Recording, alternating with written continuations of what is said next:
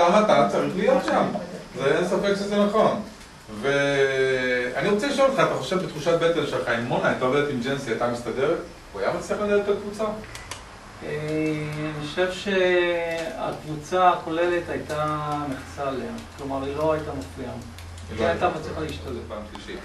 בפוליטיקה ארגונית יש הרבה פעמים שאנחנו צריכים לומר דברים שהם קצת שונים, דברים להחליק, ואני לא תמים, ואני לא אומר לכם כרגע לא לעשות, אני אומר לכם במקרה הספציפי הזה, אני לא חושב שיש מקום, דווקא לא כלפי עובדים.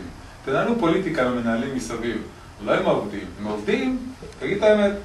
שמע, זה לא בסדר, אני מסכים איתך, הפעם הבאה יהיה אחרת, הוא יאמין בך, עדיף שהוא יאמין בי. אבל כשאני אתלהב, אני אומר לו, שמע, הכיפק זה בשבילך, הוא יאמין לכל מילה שלי. הרי אי אפשר לעבוד עליו. שלא תחשבו שאפשר לעבוד על אנשים כל כך הרבה פעמים. אוקיי, אבל אני עוד פעם מסייג את זה, רק ליתר ביטחון, זה לא פתרון בית ספר. זה לא פתרון שכתוב בסייקל של מאמרים ומנהיגות וניהול. יש כל מיני דעות בנושאים כאלה, אבל אני מודה שזו עמדה שלי. עמדה שלי, אתם יכולים לקבל אותה, לא לקבל אותה. זה כמובן הרגשה של כל אחד. הייתה סדנה נהדרת, מאוד נהניתי מהתכנים, מצורת העברה, מהטיפים שקיבלנו, מאנשים שהיו. מאוד מעניינת, שבהחלט עברתי מספר לא מבוטל של סדנאות, וזה בהחלט תכנים שונים, וצורת העברה סדנה בשילוב של סרטים זה דבר שלא חוויתי אותו עד היום.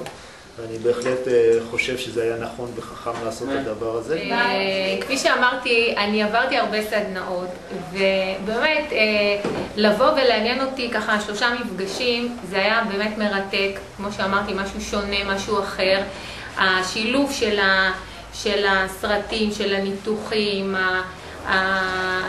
כל הנושא בכלל של עבודת צוות, שאנחנו כמנהלים, לפעמים אנחנו ככה נוטים לשים אותו בצד, ואנחנו כמנהלים חושבים שאנחנו יודעים את כל הפתרונות ואת כל התוצאות ואת כל הקבלת החלטות, ובעצם איך אנחנו בתור מנהלים לוקחים החלטות, סוגים של מנהלים, סוגים של מנהיגות, והמרצה בכלל היה חבל על הזמן.